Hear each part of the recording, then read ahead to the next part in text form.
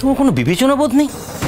তুমি ও বাড়িতে এসি আর ফ্রিজ নিয়ে গেছে ওদের দেওয়ার জন্য। তুমি কি ভেবেছিলে ওরা লোভী লোভী পুরুষদের মতো ওখানে ওগুলো নেবার জন্য উন্মুখ হয়ে বসে থাকবে? ইচ্ছে করলে আমি দিতে পারতাম না, কিন্তু সেই ঔদ্ধত্য তো আমি দেখাইনি। আমি সবসময় চেয়েছি আমার মেয়ে সাধারণ জীবনযাপন কাটাক। কেন চেয়েছো? কেন চেয়েছো তুমি সাধারণভাবে জীবন কাটাতে? তুমি কিভাবে থাকো কৌশিক? তুমি থাকবে ল্যাভিশলি, তুমি এত সুন্দর করে তুমি থাকবে, আর আমাদের একটা মাত্র মেয়ে ওই বাড়িতে থাকবে যেই বাড়িতে গিজ গিজ গিজ গিজ করছে লোক। কেন? একটা ঘর দেখেছো যেই ঘরে কোনো ছিঁড়ি নেই, বিচ্ছিরি একটা ঘর, একটা এসি পর্যন্ত নেই, সেই ঘরে আমার মেয়ে থাকবে কেন? তুমি কেন ভেবেছিলে বলো তো? বৌদি বৌদি ওরা আসলে যৌথ পরিবার, তো ওখানে ওখানে সব নিয়ম চলে না।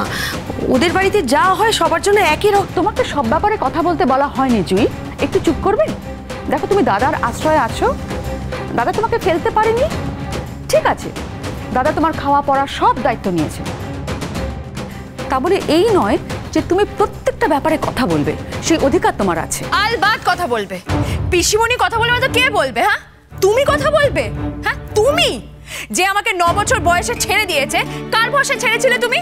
কি হলো বলো না, কার ভরসায় ছেড়েছিলে তুমি? তুমি কি ভেবেছিলে কে মানুষ করবে আমাকে, কে বড় করবে আমাকে? ড্যাডি? হ্যাঁ ড্যাডি করেছে, ড্যাডি সব করেছে, ড্যাডি একা মানুষের সব কিছু করেছে আমার জন্য, আমাকে দেখেছে, হসপিটালে গেছে, সব করেছে। তুমি জানো এটা কেন করেছিলে? হ্যাঁ তুমি এটা করেছিলে কারণ তুমি ড্যাডিকে টাইট দিতে চেয়েছিলে। একদম ঠিক বলেছি আমি, আর সেইভাবেই তো চলছিল। এখানে আসার পর কয়েকবার সেইভাবেই চলছিল। ড্যাডি অপারেশন করতো, আমাকে দেখতো, যখন অপারেশন করতো আমি যখন বাড়িতে থাকতাম, তখন কি হয়েছিল? হ্যাঁ তখন তুমি কোথায় ছিলে? তুমি একবারের জন্য তুমি জানতে চেয়েছো যে আমি কেমন আছি, আমি কিভাবে আছি? কে জানতে চেয়েছে জানো? পিসিমণি। শুধুমাত্র পিসিমণি ছটফট করেছে আমার জন্য। তারপর পিসিমণি এখানে আসতে বাধ্য হয়েছে, পার্মানেন্টলি এখানে থাকতে বাধ্য হয়েছে পিসিমণি। পিসিমণি আমাকে বড় করেছে, পিসিমণি আমাকে মানুষ করেছে, সব করেছে পিসিমণি। তুমি এত বড় কথা কেন বলছো এখন? হ্যাঁ আর তুমি আজকে এসে পিসিমণির উপরে সর্দারি দেখাচ্ছ কেন? গুনগুন এদিকে, গুনগুন গুনগুন বারণ করেছি না, আজ বাদে কাল বিয়ে, বাড়িতে আত্মীয় স্বজন আসবে, এখন এসে অশান্তি করতে বারণ করেছে কিনা? আর মার সঙ্গে কিভাবে কথা বলে? হ্যাঁ কি কথা বলছো তুমি মায়ের সঙ্গে? বাহ, মায়ের সঙ্গে কি ভাষায় কথা বলছো? এই তো আমার মেয়েকে মানুষ করেছো তোমরা, গ্র্যাজুয়েশনটা পর্যন্ত কমপ্লিট করতে পারলে না, তোমাদের ভরসায় ফেলে এই সর্বনাশটা হলো।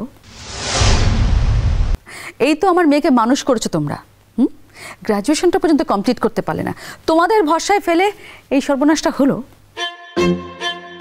তো সর্বনাশ যদি হয়েই থাকে তাহলে কেন নিজের মেয়েকে আটকে রাখুনি? হ্যাঁ কেন তাকে ছেড়ে দিয়েছিলে? নিজেই বা আসতে পারোনি? তোমার কমফোর্ট, তোমার লাইফ সেসব ছেড়ে তুমি আসতে পারোনি, তাই না? শোনো, জীবনে বিএ পাশ করাটাই সবচেয়ে বড় ক্রাইটেরিয়া নয়। তোমার কাছে তো অনেক অনেক ডিগ্রি আছে, কিন্তু তুমি কি মানুষ হয়েছো? তোমার থেকে অনেক বড় মানুষ আমার গুনগুন। আজকে একটা বাইরের ছেলে, একটা বাইরের লোকের কাছে আমাকে মাথা নিচু করতে হয়েছে, অনেক কথা শুনতে হয়েছে, অনলি বিকজ অফ ইউ। কেন শুনবো আমি? হ্যাঁ আমি যে দোষটা করিনি, যে কথাটা বলিনি, সেই দোষটা তুমি আমার ঘাড়ে কেন চাপিয়ে দিয়েছো? কেন? ওয়াই? আমি কি তোমাকে বলেছি যে আমি গরমে এসি ছাড়া থাকতে পারি না? তুমি এসব কথা ওখানে কেন বলতে গেছো? আর ভেরি ইম্পর্টেন্টলি তুমি ওই বাড়িতে গেছোই বা কেন? কেন? আমার মান সম্মান সব একদম তুমি মাটিতে মিশিয়ে দিয়ে এলে। একটা ভালো ছেলে পেয়েছি, একটা ভালো পরিবার পেয়েছি, কিন্তু তোমার জন্য আমার মেয়েটা ওখানে গিয়ে শান্তিতে সংসার করতে পারবে না। তোমার মেয়ে তো এমনিতেই সবসময় বলে যে কয়েক মাসের জন্য ওই বাড়িতে যাচ্ছে, পরীক্ষার পর নেক্সট ইয়ারেও তো বলেছে যে সমস্ত সম্পর্ক ছেড়ে এখানে চলে আসবে। তুমিই তো বলেছিলে, তুমি জোর করেছিলে বিয়ে করার জন্য, আর ও পরীক্ষায় পাশটা করতে পারেনি বলে বাধ্য হয়েছিল তোমার কথাটা রাখতে, তোমার কথা ফেলতে পারেনি। তুমিই তো বলেছিলে না? সেটা একান্ত আমার ব্যাপার, দ্যাটস মাই পার্সোনাল লাইফ, ঠিক আছে? তোমাকে ওর মধ্যে কথা বলতে হবে না, তোমাকে মাথা ঘামাতে হবে না। গুনগুন প্লিজ মা, আমি তোমাকে আবারও বলছি, এই অলক্ষণে কথাগুলো প্লিজ বলো না তুমি। কি অলক্ষণে কথা? ওই যে তুই কথায় কথায় কেন বলিস যে আমি ওখানে থাকবো না, চলে আসবো? এসব অলক্ষণের কথা বলতে নেই গুনগুন। পিসমণি, সেটা তো অন্য কথা। তোমাদের ওই সৌজন্য ড্যাডি জোর করেছিল, তাই বিয়েটা করছে। না হলে তো ও কোনোদিন আমাকে বিয়ে করতে চাই না।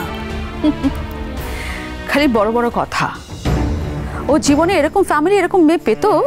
হ্যাঁ, বাবা মার একমাত্র মেয়ে, সবকিছু তো ওরাই পাবে। সবাই না তোমার মতো এত লোভী না। ওরা সবকিছু পাওয়ার জন্য না বসে নেই। উত্তরটা আমি দেবো ভেবেছিলাম, কিন্তু গুনগুন উত্তরটা দিয়ে দিল, তাই জন্য আমার আর বলার কিছু নেই। গুনগুনের এই পৃথিবীর সম্পর্কে কোনো আইডিয়া নেই, ধারণা নেই, তবু গুনগুন এই ছেলেটাকে চিনতে পেরেছে। কিন্তু তুমি চিনতে পারোনি। তুমি ওদের ছেলেটিকেও চিনতে পারোনি এবং ওর পরিবারের কাউকে চিনতে পারোনি। ওদের পরিবারের কেউ কখনো প্রপার্টি, অন্যের প্রপার্টি ছুঁয়ে দেখার স্বপ্নে পর্যন্ত ভাবতে পারে না। ওদের যা আছে ওরা তাই নিয়ে সন্তুষ্ট। ওদের চিনতে পারোনি বলেই তুমি এসব কথা বলছো।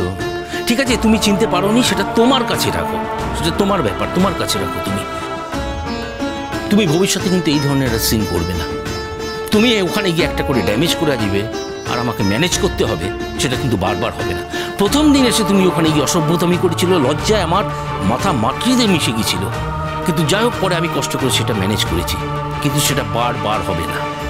আসলে ভুলটা আমার, অপরাধটা আমার, যে আমি তোমাকে এখানে এই বিয়েতে ইনভাইট করেছি। তোমাকে আমি অনেকবার বলেছিলাম ড্যাডি, এই মহিলাকে ডেকে পাঠিও না। কি হলো এখন? দেখো কি করছে। হ্যাঁ, যে মহিলা কোনোদিন আমার কোনো রেসপন্সিবিলিটি নেয়নি, কোনো দায়িত্ব নেয়নি, সেই মহিলা কোন অধিকারে এসেছে আমার বিয়েতে? হ্যাঁ, কোন অধিকারে এসেছে? গুনগুন, কি হচ্ছেটা কি? হ্যাঁ, তুমি আমার কথা শুনছো না কেন?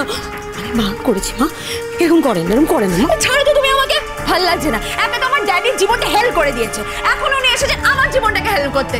এই তুমি কবে যাবে বলো তো এখান থেকে? গুনগুন, তুমি আমার সঙ্গে এভাবে কথা বলছো? একদম বলছি, আলবাত বলতে পারি। কবে যাবে তুমি সেটা বলো।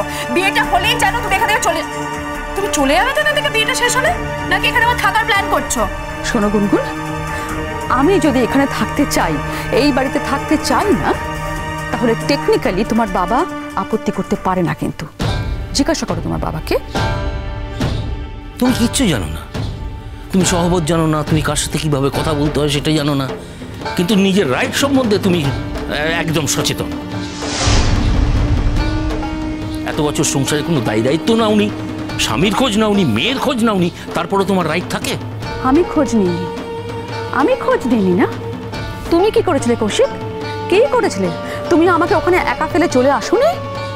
আমি যদি এখন উল্টো দিক থেকে বলি যে তুমি প্ল্যান করে আমাকে ওখানে একা ফেলে, বিদেশ বিভুঁইয়ে একা ফেলে রেখে গুনগুনকে নিয়ে তুমি এখানে চলে এসেছিলে, তার উত্তর তুমি কি দেবে বলো?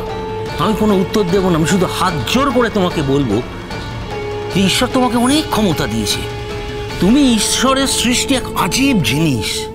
তাই আমি তোমায় রিকোয়েস্ট করছি যে আমার মেয়ের জীবনটা তুমি তোমার মূর্খামির জন্য, তোমার বোকামির জন্য নষ্ট করে দিও না। আমার জীবনে যে ক্ষতিটা তুমি করেছো, আমার মেয়ের জীবনে সেই ক্ষতিটা তুমি করো না। অনেক কষ্ট করে একটা ভালো সম্বন্ধ আমি জোগাড় করেছি, কিন্তু তুমি তো সেটা বুঝবে না।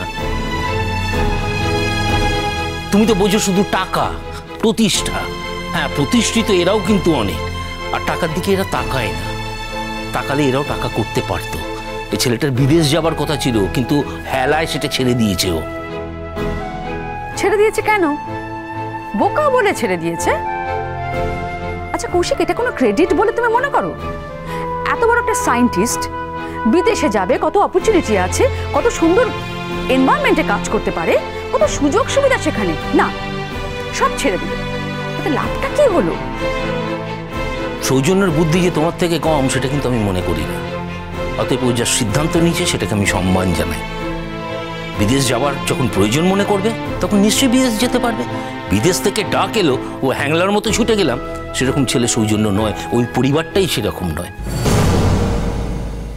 ওরা সবাই আনন্দ করে বাঁচে, আর তোমার মেয়ে আমি তো বলবো ওই রকম ফ্যামিলি একটা পেয়েছে, তাই জন্য বেঁচে গেছে। আর ওরা ডাকলে কেন তোমার মেয়ে বারবার ছুটে যায় জানো? তার কারণ ওরা সবাই তোমার মেয়েকে ভালোবাসে, অনেক ভালোবাসা পায় ওখান থেকেও। যদি ভালোই বাসতো তাহলে বারবার করে চলে আসার কথা বলে কেন? হ্যাঁ, তাহলে তো এটা বলতো না যে 1 বছরের মধ্যে ওই বাড়ি থেকে এই বাড়ি চলে আসবে। কেন বলে বলো তো? আমি কেন বলি সেটা শুধু আমিই জানি, আর সেটা আমি তোমাকে জানানোর কোনো প্রয়োজন মনে করি না, কারণ তোমাকে জানালেও তো তুমি সেটা বুঝতে পারবে না। তাই তোমাকে বলছি, প্লিজ প্লিজ আমার কোনো ব্যাপারে ইন্টারফিয়ার করো না। এমনিতেই যখন এত বছর ইন্টারফিয়ার করোনি, তখন এখন মাথা ঘামিয়ে কোনো লাভ নেই, because I will not allow that. আর একটা কথা মন দিয়ে শুনে রাখো, তুমি আর কোনোদিন ওই বাড়িতে গিয়ে আমার সম্পর্কে একটাও বাজে কথা বলবে না। যদি তুমি বলো তাহলে আই প্রমিস ইউ তোমার এই বাড়িতে সেদিন লাস্ট ডে হবে। এটা বলে রাখলাম, মাথায় রাখবে।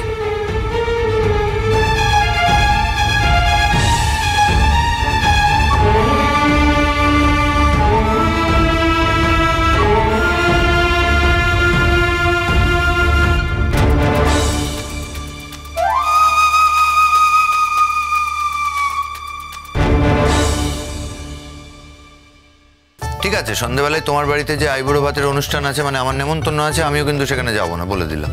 এসো না। তোমার তো বয়ফ্রেন্ড আসবে। নিশ্চয়ই আসছে, 100 বার আসছে। মানে সে যেন আমার বাড়িতে না আসে, কোনো যাত্রী হয়, তাহলে কিন্তু আমি ঠ্যাং খোড়া করে দেবো। কি এত বড় সাহস? তুমি আমার বয়ফ্রেন্ডকে মেরে ঠ্যাংখোড়া করে দেবে? ঠিক আছে, আমিও করব। আমিও না তোমার গার্লফ্রেন্ডকে, মানে আমিও তিন্নি দিদিকে মেরে ঠ্যাংখোড়া করে দেবো। চলো চলো চলো চলো চলো পাল্টাই।